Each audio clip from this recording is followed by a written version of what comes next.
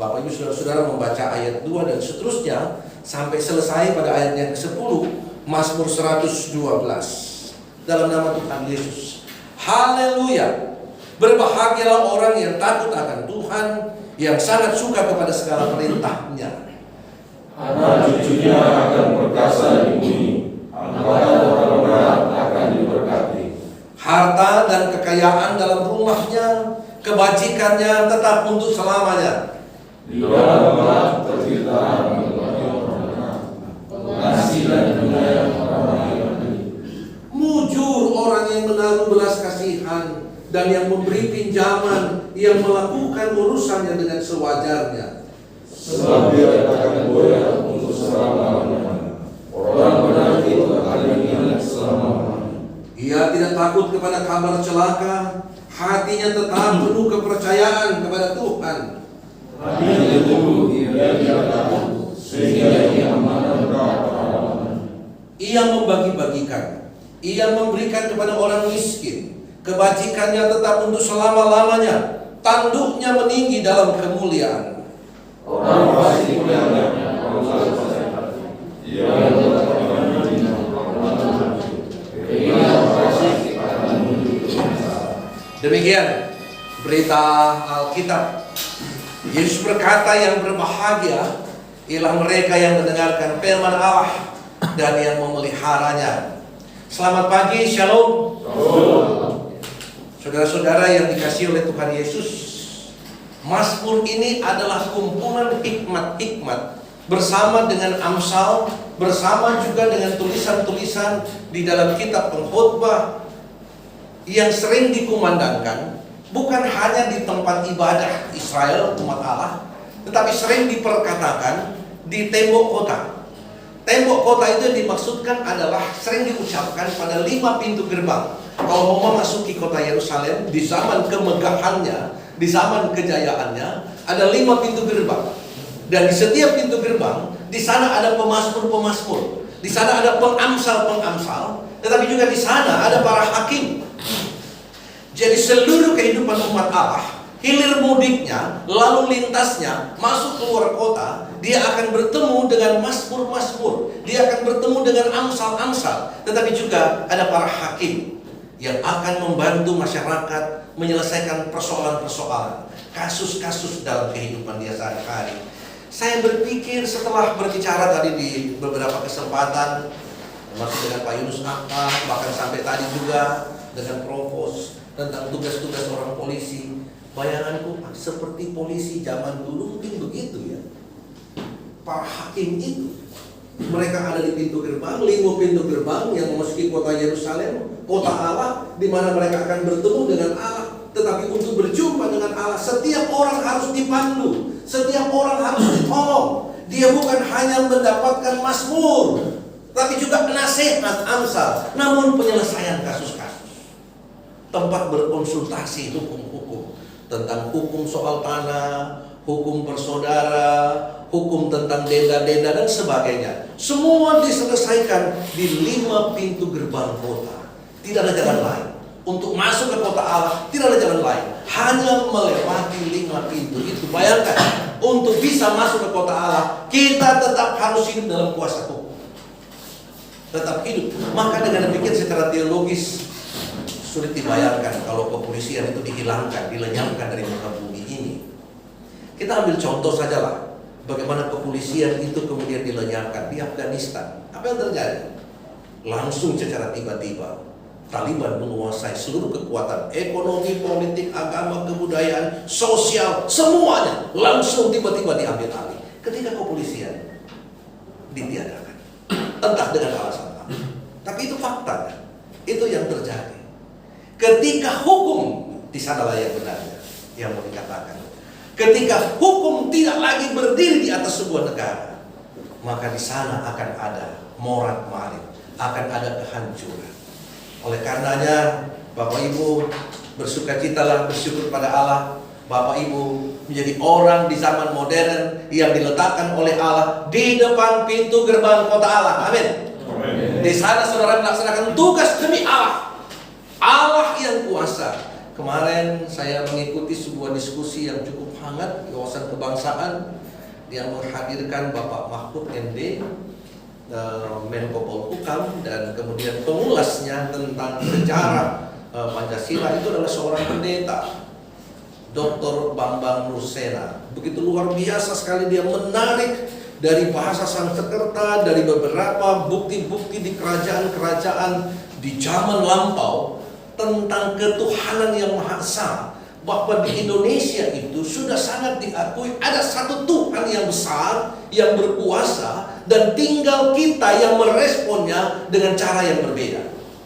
Sehingga ada agama yang berbeda-beda, yang pada waktu itu hanya dibentuk dalam dua kelompok agama, kelompok aliran Siwa dan ada kelompok salah satunya. Ketika itu masih masyarakat Buddha, belum Hindu. Jadi ada pada kelompok itu. Dan kemudian muncul Hindu, kerajaan Hindu. Sudah ada Siwa dan ada Buddhanya. Nah, tapi dua-duanya di dalam panggung keagamaan Indonesia dari sejak abad jauh sebelum, bahkan dia bilang abad kedua Masehi. Abad kedua Masehi, jadi sekitar tahun 200 sampai 300-an Masehi, sesudah kelahiran Kristus. Di Indonesia tentang ketuhanan yang Maha Esa sudah diakui adanya satu Tuhan yang maha dahsyat, dan cara kita merespon yang berbeda dengan agama yang berbeda-beda. Oleh karenanya, benarlah kalau Pancasila itu menyebut dirinya, Indonesia identitasnya adalah Tuhan yang Maha Esa, ditempatkan dalam sila yang pertama. Bapak Ibu saudara-saudara, sekarang kita tiba pada Mazmur. Mazmur ini bukanlah sesuatu seperti nyanyian, tapi sedangkan nyanyian juga itu diciptakan oleh penciptanya dengan pengalaman dia, dengan pengalamannya sangat banyak gitu. Makanya tidak heran pencipta-pencipta dan penyanyi-penyanyi lagu yang pop dan suka mendayu-dayu itu, wah kehidupan cintanya luar biasa. Kita sebutkannya Bruri Pesolima misalnya. Waduh, itu Bruri kalau menyanyi. Saya pernah mengikuti konsernya di Jakarta di sebuah kafe, sangat sederhana, tapi memang hanya orang khusus yang datang ke situ. Dia bernyanyi memang membuat semua orang seperti mengingat cinta lamanya. Suami istri menjadi mesra lagi. Sangat luar biasa orang ini, dianugerahkan Tuhan dengan talenta itu. Pemazmur bukan seperti itu. Sebab pemazmur dia sementara dan senantiasa mengungkapkan bukti janji kasih setia Allah. Amin. Pemazmur selalu mengucapkan dan mengungkapkan bukti kasih setia Allah. Nah, Mazmur 112 ini adalah lantunan dari sejak zaman nenek moyang. Dia kembali sejarahkan ulang, dia lantunkan ulang bahwa Allah benar-benar telah berlaku dengan sangat setia untuk memegang teguh janjinya. Sehingga dia berkata, yang berbahagialah orang yang takut akan Tuhan, yang sangat suka pada firman Tuhan. Bayangkan jaminan yang akan terjadi. Anak cucunya menjadi anak-anak yang perkasa. Kalau Bapak Ibu mau suka lihat kedijakyaan bangsa ini nantinya, yang tersimbol dalam makna-makna bangunan, pulang di rumah atau sebentar di sela-sela waktu tugas, nonton di YouTube bagaimana Inyoman Nuarte merancang bangunan istana baru di ibu kota IKN, ibu kota Nusantara itu, dengan melambangkan sosok Garuda. Sangat luar biasa, dahsyat sekali. Tidak ada terlihat bahwa bangsa ini bangsa yang kalah. Tidak akan terlihat bahwa bangsa ini bangsa yang lemah. Tidak akan terlihat bahwa bangsa ini bangsa yang tidak bisa terbang mengangkasa di udara. Terlihat keagungannya, kedahsyatannya. Itu ternyata diambilnya dari punggung burung Garuda. Bangunan itu sangat luar biasa. Pak Nyoman Nuarte itu menciptakan seperti itu dan menyimbolkan. Di sana dia bilang, itu doaku. Itulah doa seluruh bangsa Indonesia untuk kehidupan bangsa ini, anak cucu kita. Karena diprediksi bangunan itu akan bertahan selama 200 tahun, 2 abad. Dia tidak apa-apa. Ya, mungkin dengan hitungan kalau ada gempa. Sementara Kalimantan, pulau yang tidak pernah kenal yang namanya gempa bumi. Apa itu? Kalimantan itu pulau yang tidak kenal gempa bumi. Pulau yang tidak kenal yang namanya gunung api. Tidak, dia hanya kenal banjir. Jadi kalau ditempatkan ibu kota itu dengan rancangan bangunan yang bisa bertahan 200 tahun, itu dalam hitungan ada gempa bumi, ada gunung api. Sementara ini pulau-pulau yang tidak pernah ada gempa bumi, tidak pernah ada gunung api. Mengapa? Inilah satu-satunya pulau yang asli, bukan hasil tempelan pertemuan tanah demi tanah dan batu demi batu. Kalau seperti Sulawesi Tengah itu kan hasil kumpulan-kumpulan. Sulawesi itu ketemu pulau ini, ketemu tanah ini, ketemu batu ini, kemudian terbentuk satu pulau Sulawesi. Tapi kalau Kalimantan, dari sejak zaman penciptaan memang utuh seperti itu, dan tidak pernah ada patahan-patahan di dalamnya. Mungkin ini salah satu pertimbangan sejak awal Presiden kita menetapkan Kalimantan sebagai ibu kota negara. Itu bukan hanya cita-cita di Presiden yang sekarang, sejak dari dulu.